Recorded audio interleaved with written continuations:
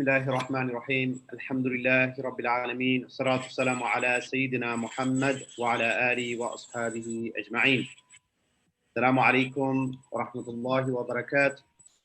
Thank you everyone for joining another episode of Spiritual Solitude, brought to you by Faith Inspire.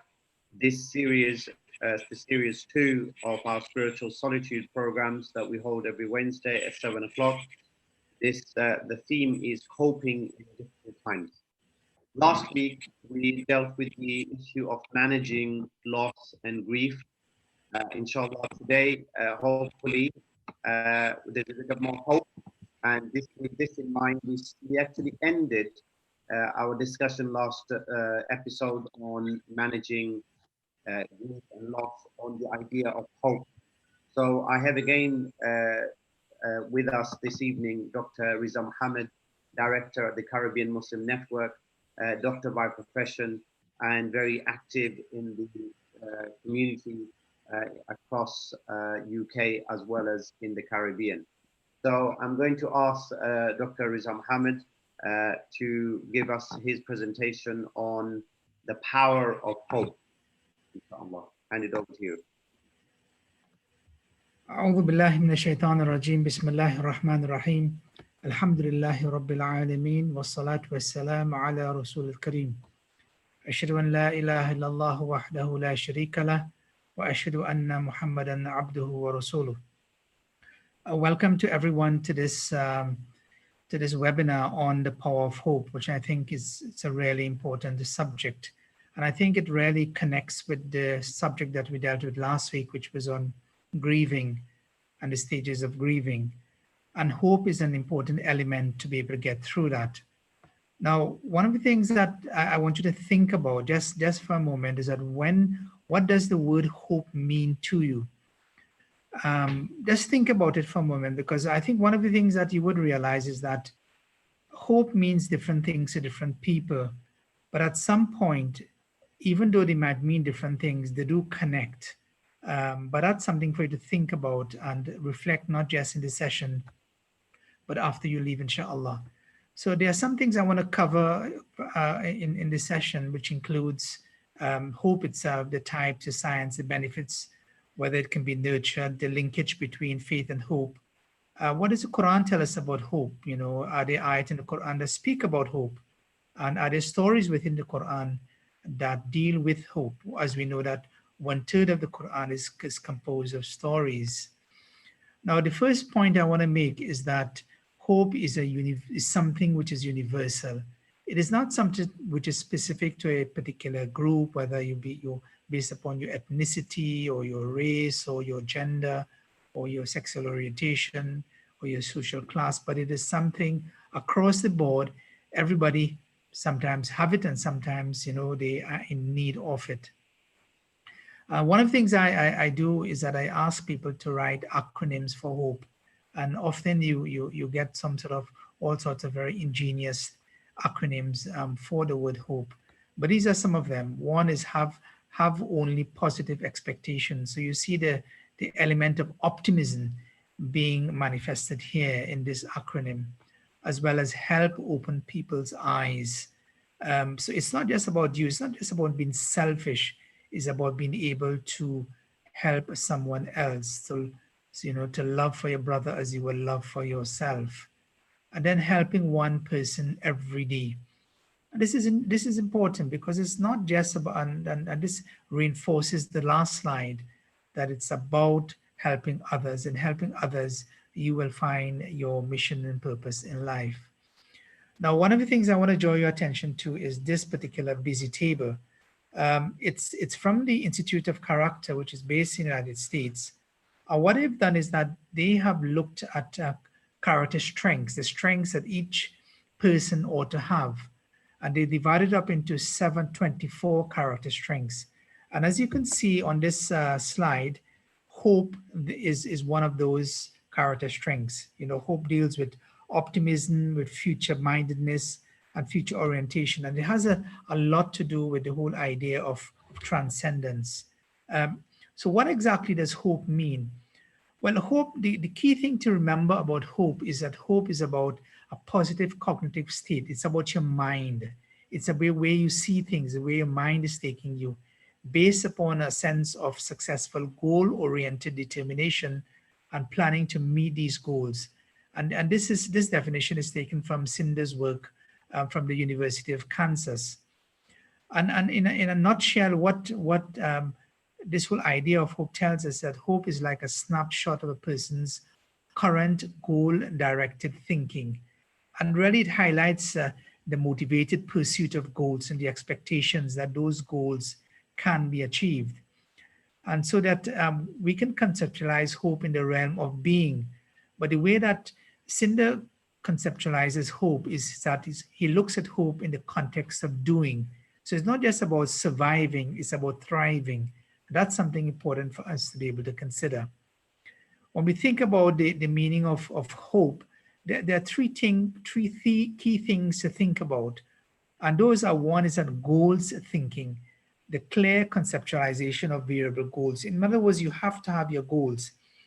In addition to your goals, you must have the pathways thinking, which is the capacity to develop specific strategies to reach those goals. How are you going to get to your destination? The agency thinking, the ability to initiate and sustain the motivation for using those strategies. What are the means by which you would utilize to be able to attain your goals? So these are some of the key things, and we're going to come back to them, inshallah. Now, these are some examples of hope. One is that of realistic hope. You know, realistic hope is hope for an outcome that is reasonable or it is probable. A person suffering from chronic pain might hope for a small reduction in pain by seeing a chronic pain team, knowing that eradication of the illness by its very nature is something which might be unrealistic, as opposed to something like utopian hope, which is a collectively oriented hope that collaborative action can lead to a better future for all. In other words, the utopian hope critically negates the present and is driven by hope to affirm a better alternative. So that's something is like, for instance, climate change. That would be an example of a utopian hope. And then again, there is chosen hope. Hope not only helps us live with a difficult present, but also with an uncertain future. And we've seen this. We've seen this in the context of palliative care. We've seen this in the context of a range of things where the way that people chooses to deal with their condition, for instance, let's say if they have a terminal illness, whether they go into a state of despair and despondency, or whether or not there is an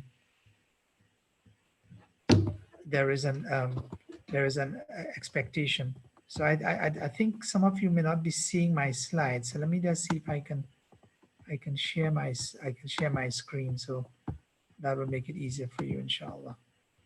Okay. Right. Okay. So the other type of hope is that of a chosen hope, and then we have the transcendent or existential hope, which describes a stance of general hopefulness, not tied to a specific outcome or goal, but simply it is the hope that something good can happen. So this is just an overview on what hope is. Now, what I want to go into is a little bit about the science of hope.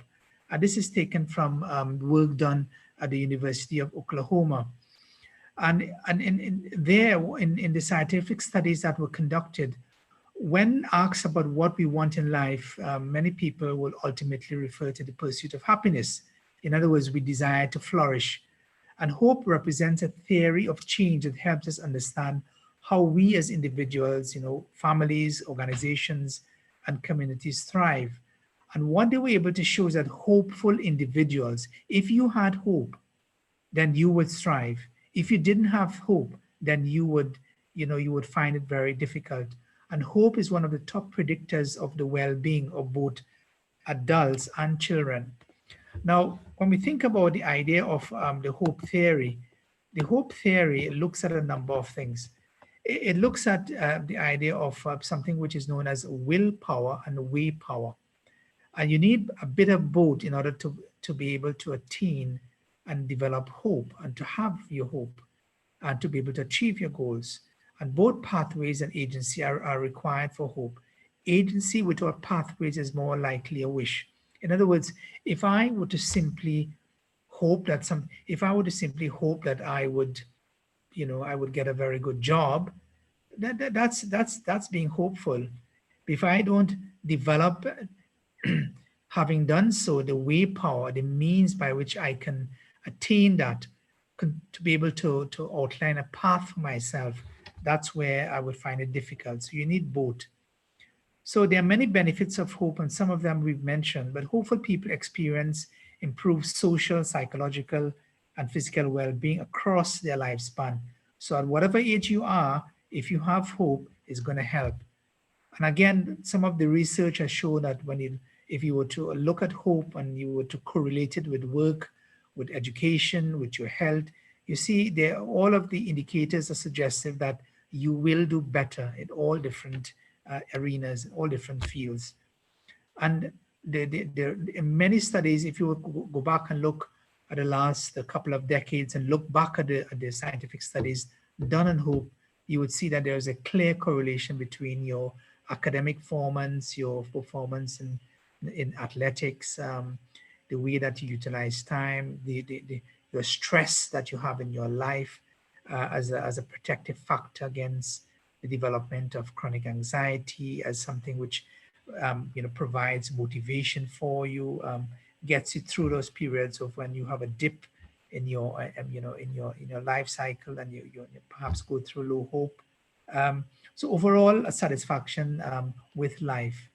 Now, what if you didn't have hope? What if you lost your hope? What it is that tends to happen? These are some of the things.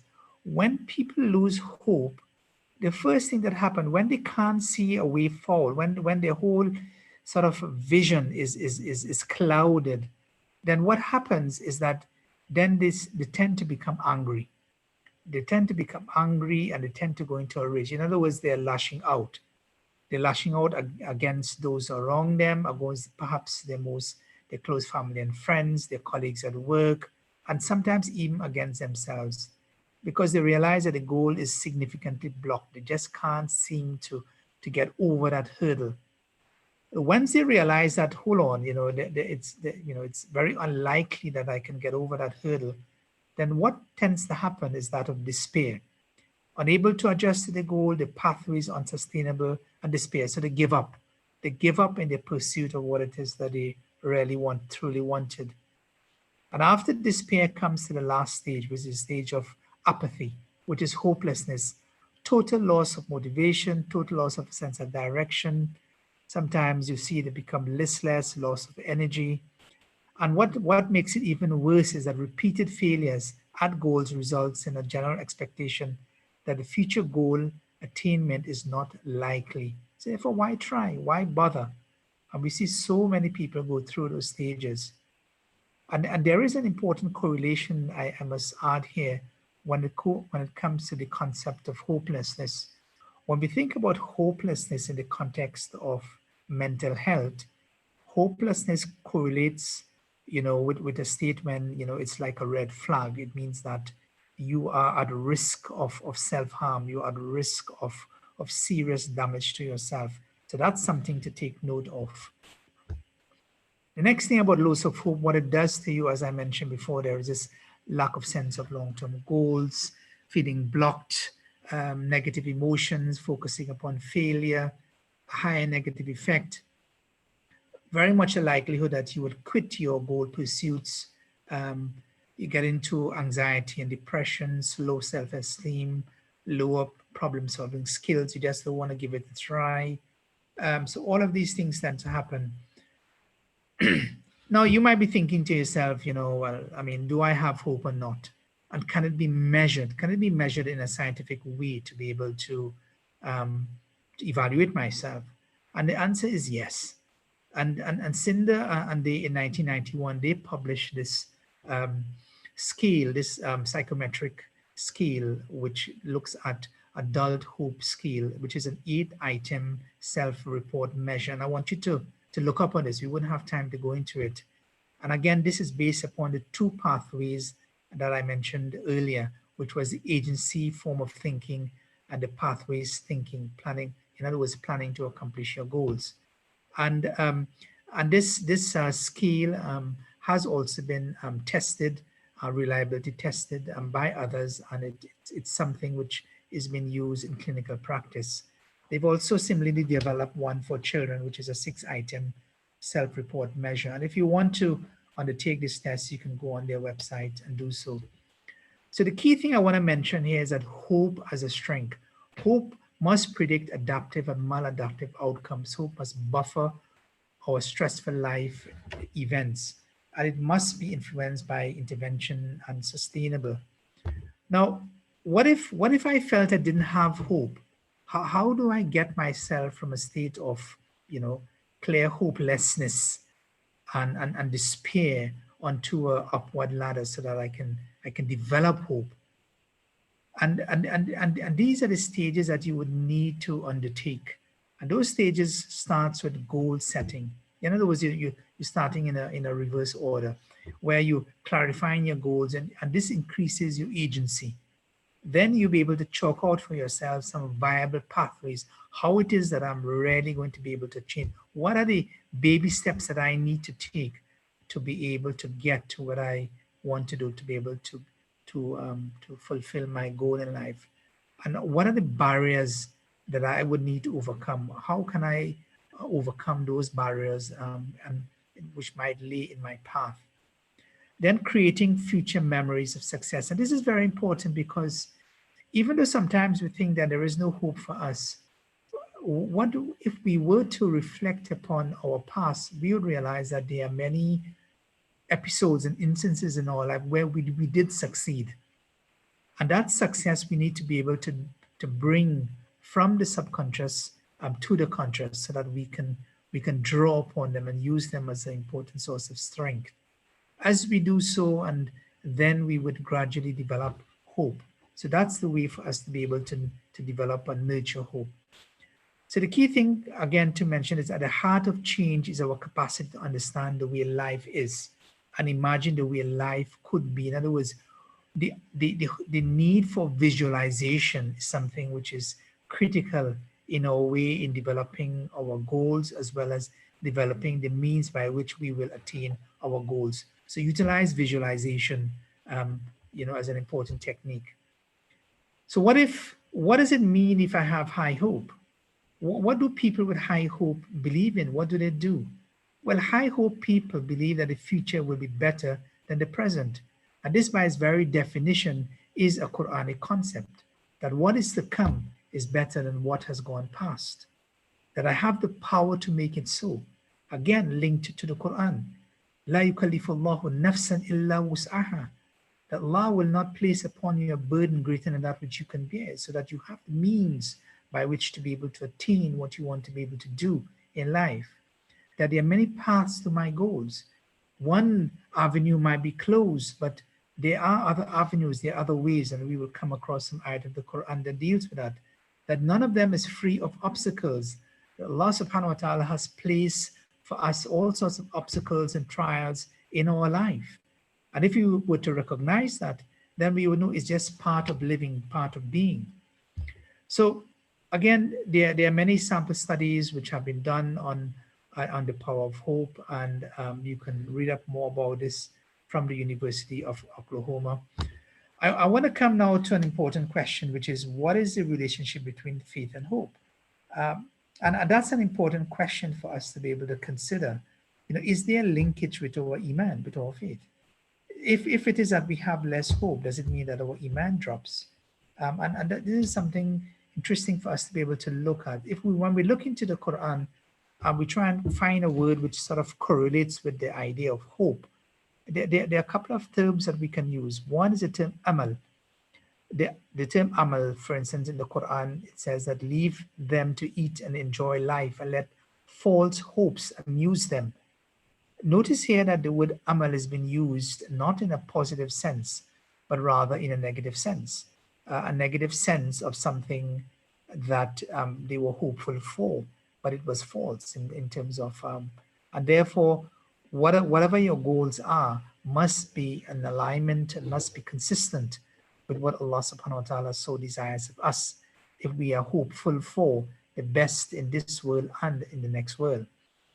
The second term is out of the term raja. So malakum la tarjuna lillahi waqara.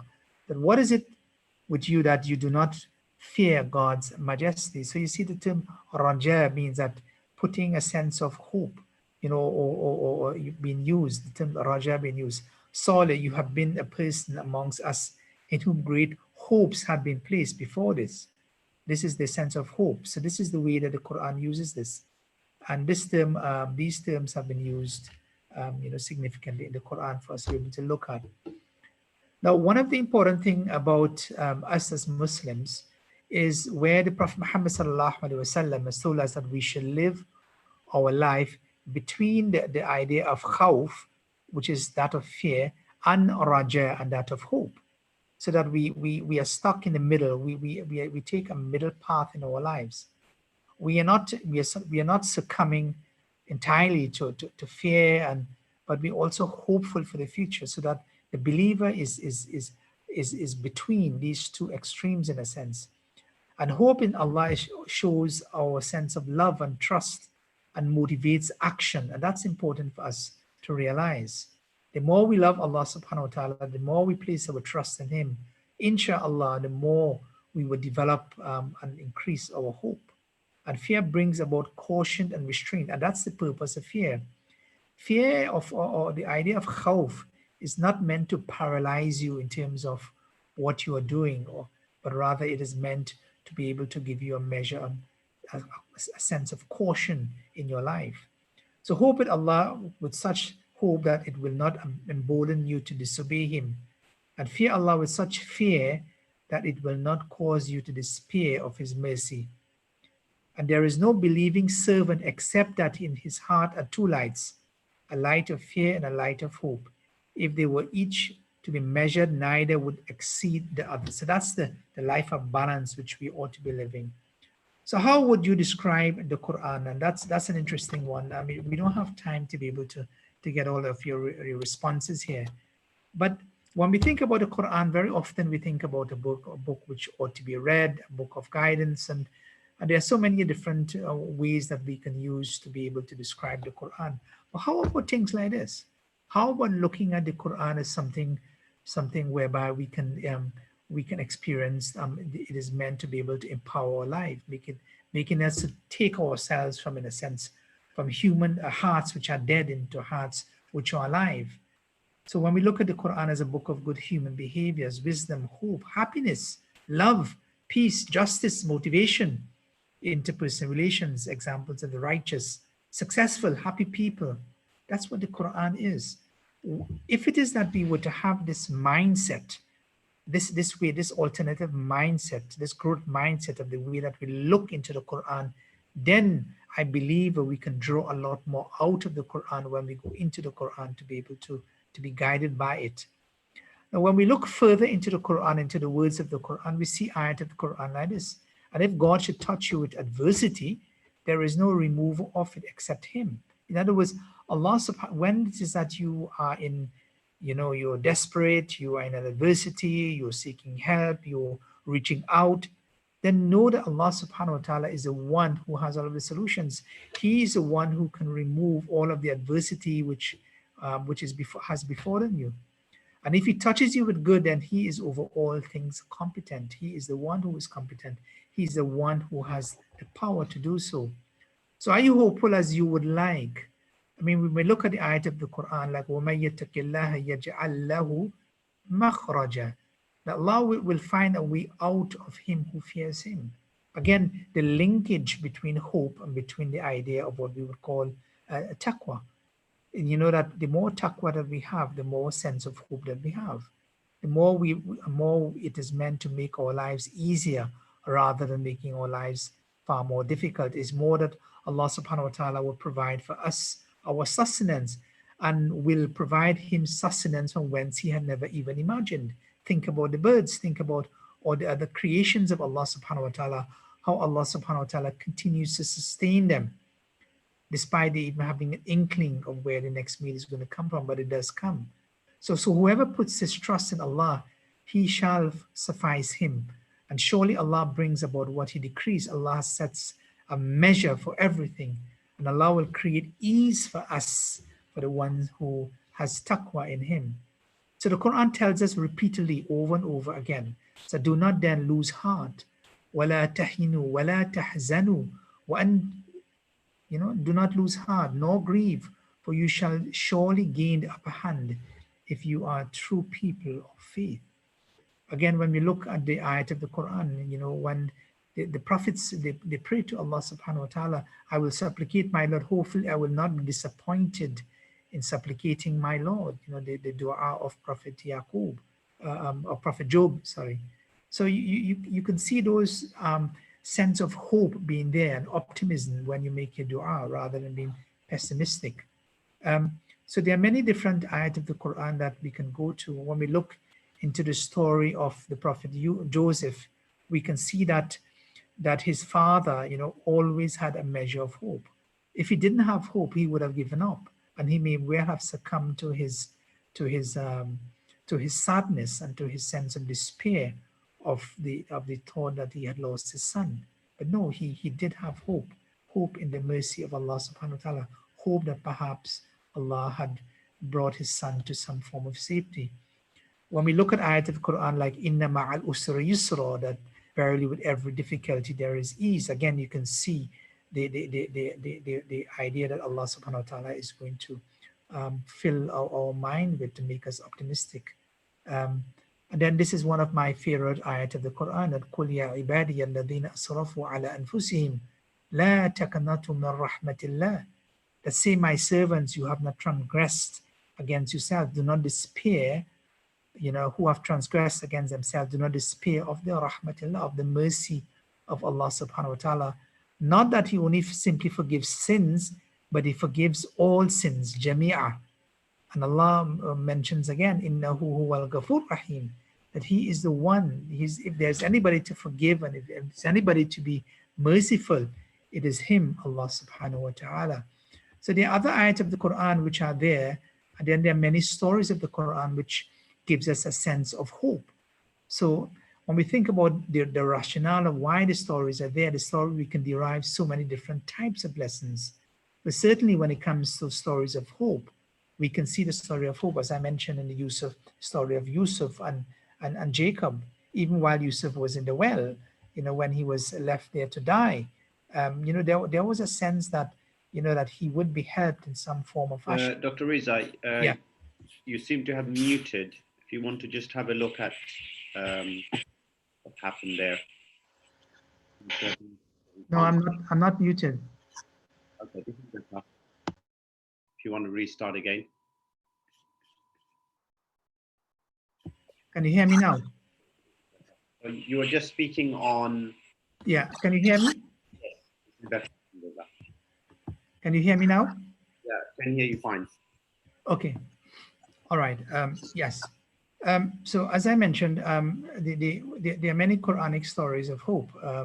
We see it in the story of Ayub in the Quran, when he was devastated by a disease. He lost his wealth, he lost his possessions, he lost his family. But despite all of that, hope remained. And then there are so many stories within the life of the Rasul Sallallahu Alaihi Wasallam, where is this measure of hope? Despite him trying to give the message of Islam to different communities, he was repulsed, he was persecuted. And that's something for us to be able to reflect upon.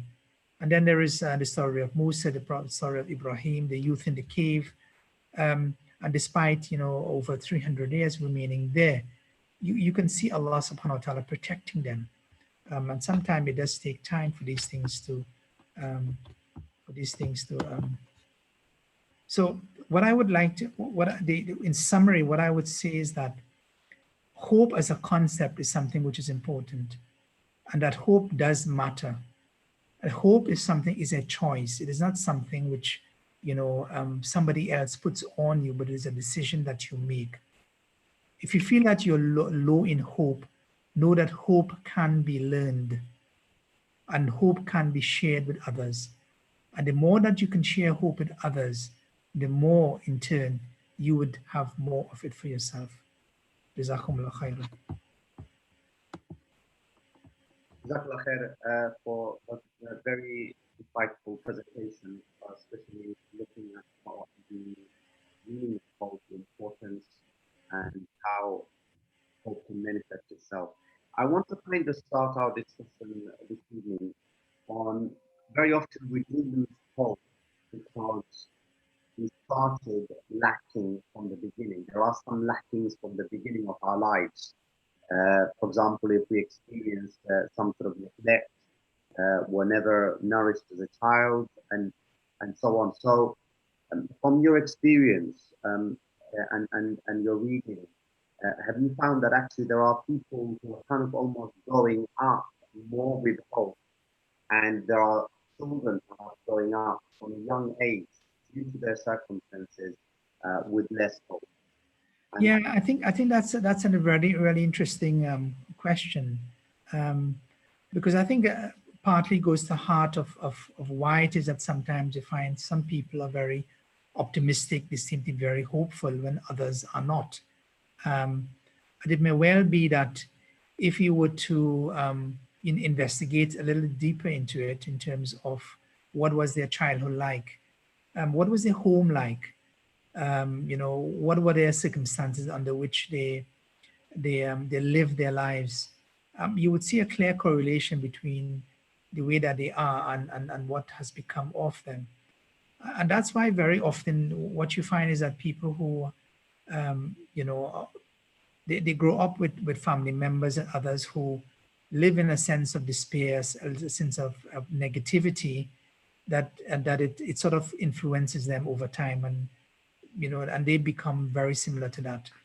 And one of the things that you can do to help yourself if you are around people like that is important to be able to get and to make new friends, find new friends, friends who can give you a sense of optimism about your life, friends who can probably share with you alternatives. Sometimes when you talk to people and you might think it's a sort of, brilliant idea, and you think, but yeah, I can do this, I can become this, I think I can become good at something. And then before even you can complete your sentence, somebody suddenly tells you, nah, that's not you. You can never do that. You can never attain that. And then even before you can, you've come to that sense of realization, well, look, then you say, well, no, you're probably right. That's not for me. Um, so I think the company, I think does certainly have, and especially our home environment does have it. And the more that we can get around people, and even if you can't find people who can fill you with that level of optimism, what I would say is that the other things which can do it for you, I've mentioned, to be able to use the Quran as a book of optimism, as a book of hope. Look into the Quran to see how you can draw from those stories. Look into the Prophet's life to see how you can draw upon all of the stories of resilience which were there, the sense of hope about the future. And when we look at the life of the Rasul Sallallahu Alaihi Wasallam, we see that even when the Muslims perhaps were their lowest and they were being persecuted and some of them were even being killed in Mecca, we see that the Prophet Muhammad Sallallahu Alaihi Wasallam was always filling the minds of the Sahaba and sharing words of optimism, telling them about future things that will happen, about the what will happen to the Muslims, about how the Muslims would be able to become successful, how they would be able to do things that the Sahaba couldn't even imagine or envisage at that time. And you wonder why. And it's because that's exactly the point. The point is that they couldn't see it. But this is one way in which the Prophet Muhammad was trying to be able to empower them, give them that sense of hope, that persevere. And linked with this idea of we talk about, often to be able to develop sabr or patience and perseverance. But to develop patience and perseverance on its own is, you need to be able to have hope.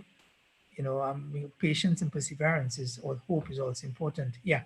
interesting when you're talking about lives, when you look at the Prophet's early life, all we read about is a loss of one person after another.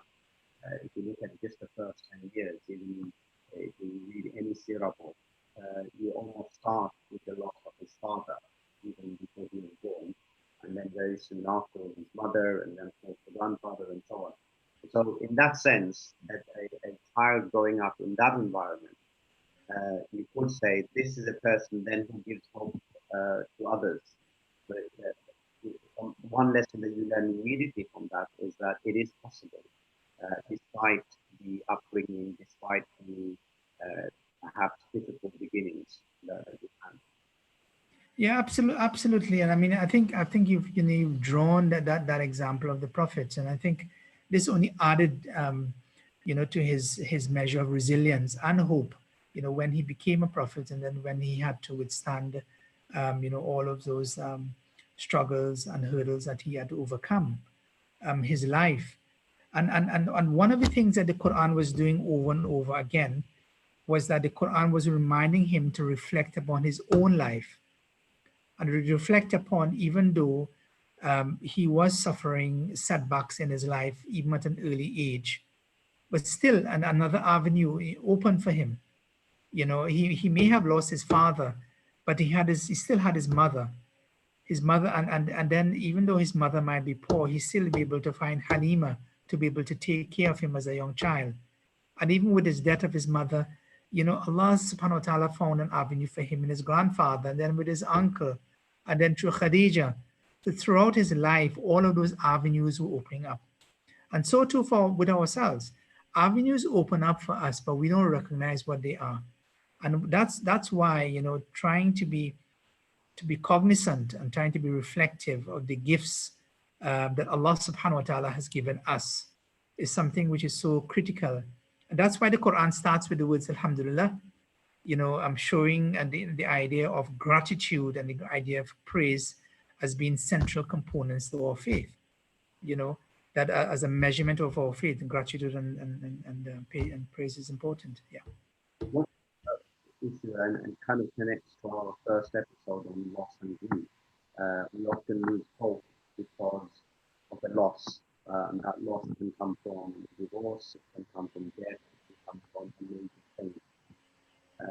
So we can kind of experience loss of these intangibles, like a job, which is something that if you connect to what is happening right now, a lot of people finding it difficult, not being able to go to work, not being able to carry on. So there is that loss of that the overall satisfaction that you get, and it can be very difficult in this pandemic period of lockdown and social isolation, of seeing everything in the deep way. What would you advise for those of us who are in this situation right now, who Yeah, that's an interesting one. And difficulties ahead? yeah, because I think even when you really think about it, if you think about how people have reacted to what has happened, and even now, even I mean, we are well within a few months into the pandemic, and yet you see some people who would almost feel as though if they were to take a deep breath in, that they might die. It's to that extent. And that's and that's one of the sad things that is going to happen. We're talking about a pandemic of COVID-19, but many clinicians have realized that the next pandemic which will take place is a pandemic in mental health.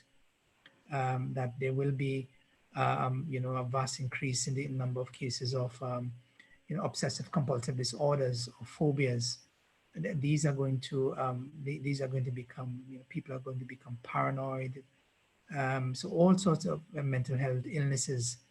And this is where perhaps having that hope and having that sense of optimism is so important. So the question is, how do we develop that? How do we develop that sense of optimism? And it's one of the things I mentioned last week, and I think you drew upon that, Hussein, was that of in one of the things that the Quran teaches us, that in good times, we have to relish what we have, and we have to sort of draw upon as much as we can get. so that we can develop and we can build our resilience and our coping mechanisms. So when we do face a situation where it's a big challenge for us, then we have enough reserve. Um, well, what can we do now? And I think perhaps the most important thing that we can do now is to turn to Allah subhanahu wa ta'ala. Turn to Him. Turn to Him and turn to Him and turn to Him and look at all of the good things that He's given us. All of the things that we need to be thankful for. That some people say, well, I don't have a job. Well, you still got food in your plate. I mean, I don't have this and I don't have that, but you still have something else. You still have your family, you still have your friends. I'm ill. I've just caught COVID-19. I'm suffering, great distress. Well, you haven't died. You're not in an incubator. You're not intubated. So if you think about it, there's always somebody who is far worse off than yourself. And that in itself is something to be thankful for. You mentioned about mental health, and I just shared on our screen, the Islam and mental health section that we have in the next session. Often seen as a taboo in the community, mental health can lead to embarrassment and fear for those who do have it. So how can we address this problem? How can those suffering get the help needed? So I do have with me next week Aisha Aslam, who's the director and counselor and psychotherapist at Second and Counseling Services. So do join us live next Wednesday on the 3rd of June at 7 p.m. with us. That kind of connects nicely with the discussion that we're having here. So I want to just come back there and before we end here this evening, Fariza, we talked about how people can lose hope starting from the home, the environment that they're operating in. And of course, when we lose hope because something terrible has happened to us, as I mentioned, it could be the current situation which is affecting all of us. You mentioned about certain ways that we can keep that hope going. But one thing that you mentioned is about, right at the beginning, is about having goals. And I find it quite useful that I know where I want to go with certain things and having that goal in mind. And I might have to sometimes change my goals and adapt and so on. But having this goal, having this sense of purpose, really helps me to have that hope going. How deep would you put down the idea of setting goals in this respect, especially? Yeah, I think goal setting is important, and sometimes people don't want to think about goals because they fear that they will not achieve them. Okay. And that sense of fear. But the thing about goals is that no matter who you are, there are things that you want to be able to achieve in life. Even when you think about the hereafter, we do have a goal. To saying that you're Muslims and that you want the best of the hereafter and simply, reciting the words "Rabbana atina fid dunya hasana wa fil akhirati hasana wa qina adhaban nar" in itself will not help you attain your goal. It's a means towards an end. It's there it's there to help you to realize that you need to be focused. But then if you set yourself that, if that is your goal, then how are you going to get there? What are the means you're going to take to get there? What are the baby steps you're taking? And how are you transforming your life? And one of the important things about goal setting, as we know, is that of writing things down. It's so important. A goal is not a goal. It's something which is not written, is often considered a mere wishful thinking, and something that perhaps you would never even remember, in times to come. And therefore, writing things down is also very useful. And no matter what it is, you write it down and you put it on paper. And then it's not just about writing it down once, but it's also about being reflective and going back to it over and over again and asking yourself, well, look, am I any closer to my goal? And if I'm not, is this the right goal? Have I put is it something which is achievable? If it is, then, what changes can I make to be able to get there? And then so you keep on refining what it is that you want to get out of life. And every moment that we live is a moment in which Allah subhanahu wa ta'ala gives us to be able to get further into what we want to be able to get out of life. And our life is something which is limited, and therefore we want to make as much use of it as we can. And to be able to do so, there's no better ways than setting goals for ourselves. Just when you were talking about the Prophet, it just reminded me how the Quran looks at the Prophet through his own life to reflect and to think about hope. It reminded me of Surah Al-Duha. I will just read here, what Duha, I swear by the early hours of the day, um, and the night when it covers with darkness, your Lord has not forsaken you, nor has it become displeased. And then we have this thing that you've been speaking about, وَلَلْآخِرَةُ خَيْرٌ لَكَ مِنَ الْأُولَى. And surely what comes after is better for you than that which has gone before. وَلَسَوْفَ يُعْتِيكَ رَبُّكَ فَتَرْضَى. And soon will your Lord give you so that you shall be well pleased. Did he not find you an orphan and gave you shelter, and find you lost and guide them to you, and find you in want and make you to be free from want? Therefore, as for the orphan, do not oppress him, and as for him who asks, do not hide him, and as for the favor of the Lord, do announce it. I think that's a really positive kind of a note to end. Do you want to add anything else to this? But I think that kind of he's got this idea of looking back at his own life. The Prophet himself is looking at his own life and how he was, and he's been told to then go and announce it, and go and share this hope with everybody else.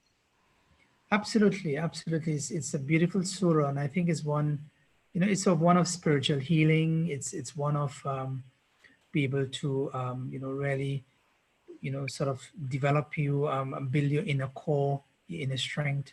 I noticed there that in this surah that the whole idea of proactivity is something which it ends with. So it's not just simply about being reflective. Many people tend to become reflective and get themselves lost in reflection. But where does reflection should take you to? And here in the surah, it's about trying to be proactive and trying to do something not just for yourself but for others as well. And that was the central message that Allah subhanahu wa ta'ala taught Rasul sallallahu alaihi wasallam. Jazakallah khair. I love the acronym beginning with hope. Help people open eyes. Inshallah, this is the practice and the hope that we want to go with. What's been happening under the current situation has also given us hope. It is a difficult time for everyone, and we need to be hope. We need to. That's what we need. We need hope more than anything else. And maybe it's a time for us to be able to draw back to Allah subhanahu wa ta'ala and go back to the Quran and be able to draw some of that hope which is there, and to be able to make it part of our lives, inshallah. On that note, Jazakallah khair. Thank you all very much for joining us. Please don't forget to like, share, and subscribe to the Taken Fire channel so that you are well informed of other things that are taking place. As for the spiritual policy series, talking in difficult times. Next week, I'll be joined by Sister Aisha Aslam, who will be discussing Qur'an and mental health, which is crucial to our understanding of coping in difficult times, and also helping others who need help people open eyes and give them hope. Thank you again, Jazakallah khair, Dr. Muhammad, for joining. It's a pleasure being here. Alhamdulillah.